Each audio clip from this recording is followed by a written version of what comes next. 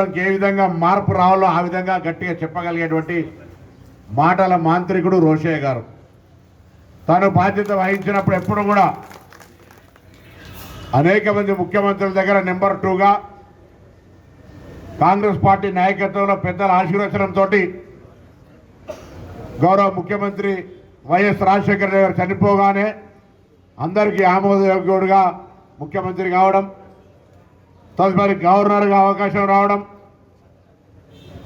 ఉమ్మడి ఆంధ్రప్రదేశ్లో వారితో కలిసి ఎన్ఎస్సీ అధ్యక్షుడిగా ఉన్నప్పుడు వారు రాష్ట్ర పిసిసి నాయకులుగా, ఏఐసిసి నాయకులుగా అనేక సందర్భాల్లో వారి ఆలోచన, స్ఫూర్తి, మార్గదర్శకత్వం తీసుకునే అవకాశం వచ్చింది.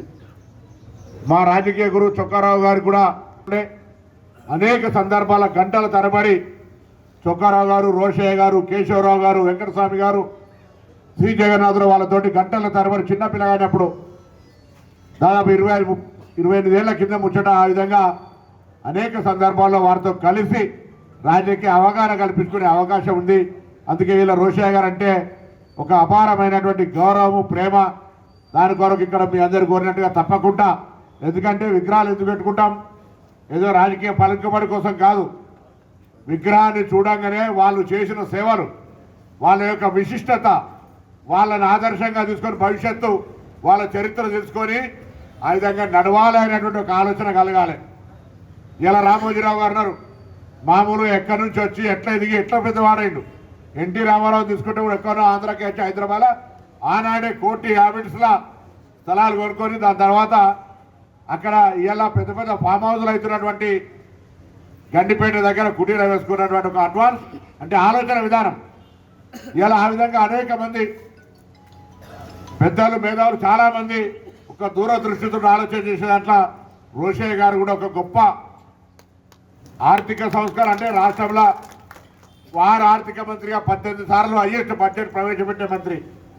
వారు బడ్జెట్ ప్రవేశపెట్టిందంటే నోటు బడ్జెట్ లేకుండా లేదా బ్యాంకులు డెఫిసిట్లో పోయి ఓడీ తీసుకునేటువంటి పరిస్థితి ఎన్నడూ రాకుండా మేనేజ్మెంట్ కెపాసిటీ అటువంటి గొప్ప విషయం అనేది. అందుకే రోషయ్య గారు ఆర్థిక సంస్కరణలు, ఆర్థిక బడ్జెట్ అంశాల విషయం లోపల ఇప్పటి కూడా అనేక మంది ఆయనను ఆదర్శంగా తీసుకుంటారు.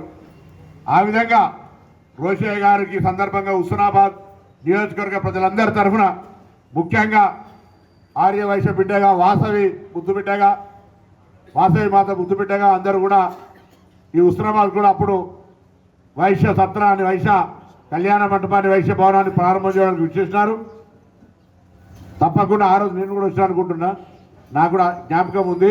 సరే, ఏది ఏమైనా ఇలా మరొక్కసారి హుస్నాబాద్కు వారికి ఉన్నటువంటి ఒక పాత జ్ఞాపకాలను నెమరేసుకుంటూ ఇక్కడ వచ్చేసినటువంటి ఆ రోషయ్య గారిని గౌరవించుకునే విషయం లోపల మీ ఆలోచనకు అనుగుణంగా ఎక్కడ తక్కువ కాకుండా రోషయ్య గారికి నివాళులు అర్పించుకోవడానికి మనం అన్ని ఏర్పాట్లు చేసుకుందామని మనం చేస్తూ మరొకసారి రోషయ్య గారికి ఘనంగా నివాళులు అర్పిస్తూ వారికి శ్రద్ధాంజలి ఘటిస్తూ వారి యొక్క మార్గదర్శకత్వంలో నడవాలి.